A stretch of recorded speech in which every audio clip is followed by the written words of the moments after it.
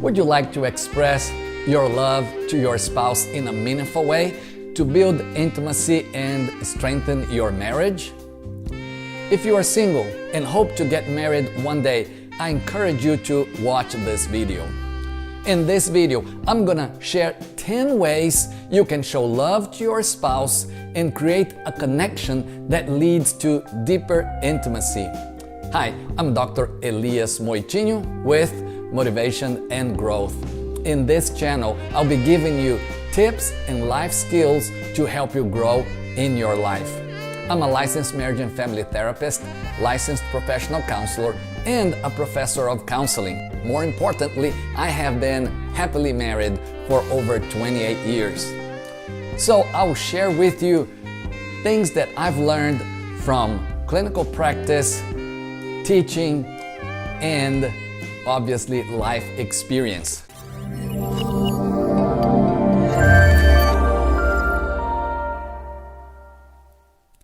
Tip number 1, motivate and encourage your spouse to pursue his or her dreams. Your spouse may have educational, career, or professional goals. You can come alongside your spouse and provide words of encouragement and give him or her support. For example, you may place encouraging notes around the house. You may take the time to clean the house so that, for example, your spouse may have more time to study. You can even, if you have children, you can take the time to play with the children to allow your spouse the time to study and focus on her career, for example. By doing so, you communicate, I believe in you, in your vision for your life. Tip number 2, be faithful to your spouse. We live in a day and age when, unfortunately, many people devalue commitment. Commitment means that you made a pledge to be emotionally and physically faithful to your spouse. So don't allow pornography to come into your life. Don't flirt with other people. Have appropriate boundaries with other people outside of your relationship. When you are faithful to your spouse, you communicate, you are special. I don't need anyone else. In fact, you are better than anyone else. That's why I chose you. Tip number 3, be the expert on your spouse and meet his or her needs. Take the time to study your spouse and figure out what he or she needs from you. For example, your spouse may need support or encouragement. And physical touch, like holding hands, a nice hug, that does not necessarily lead to physical intimacy, is a way to show support to your spouse. And it communicates, I want to come alongside you and meet your needs in a way that only a spouse can meet for you. Tip number 4, praise and appreciate your spouse. Everybody needs a word of affirmation, including your spouse. You can praise your spouse for who he is, for who she is, and you can appreciate your spouse for what he does and what she does. Think of specific things about his or her character and praise your spouse. Just look around and see all the many things that your spouse does for you and be thankful and appreciate your spouse. When you do that, you are saying to him or her, you are the best and I am proud of you. Tip number 5, be an active team member. A happy marriage requires a lot of teamwork to keep the house clean and organized, to keep the finances going well, maintain the cars, raise the children, you name it. It requires a lot of energy, focus, and reality is one person can't do it alone. So take some time to sit down with your spouse and develop a plan to share what each of you can do to contribute to the marriage and make sure things are going well. For example, guys, you may clean the house for your wife. Yes, you heard it. By doing so, you communicate to your spouse, you can count on me. Tip number 6, have fun with your spouse and laugh together. You probably live a very busy life, maybe with a lot of work, maybe with your children, maybe with school activities. Life is busy. So make time to have fun together. Maybe simple things like watching funny videos together, playing board games, or you have adventures like going to the beach, going to the lake, going to the park. When you do those things, you communicate, I want to enjoy my life with you.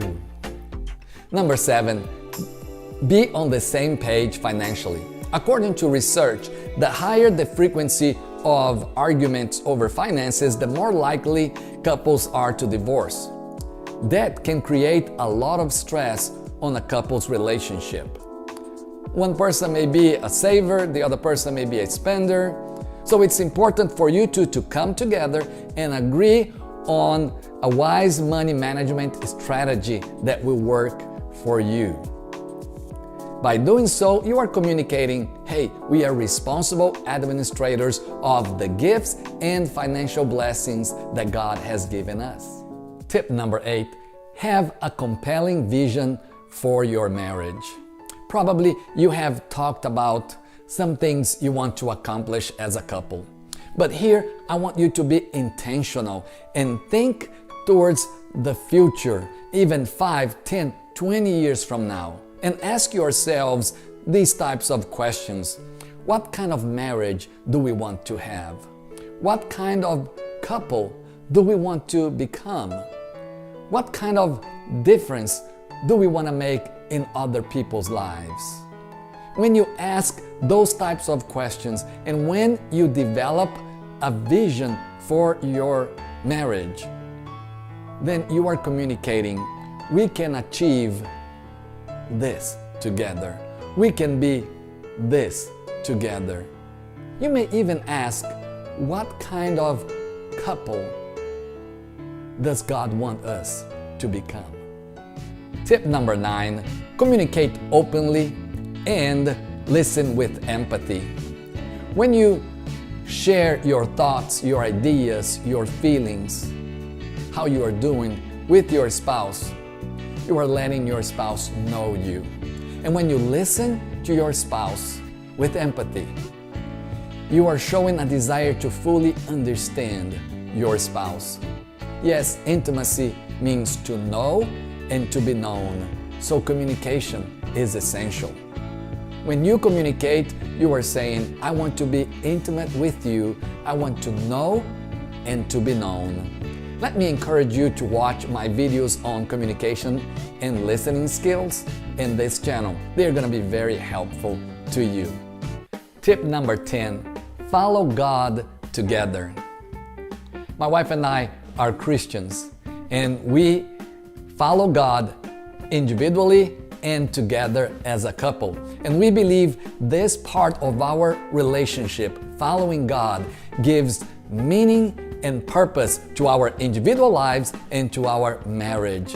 So we want to encourage you to follow God as individuals and as a couple. When you do that, you are saying following God is essential in our lives and brings meaning and purpose to us.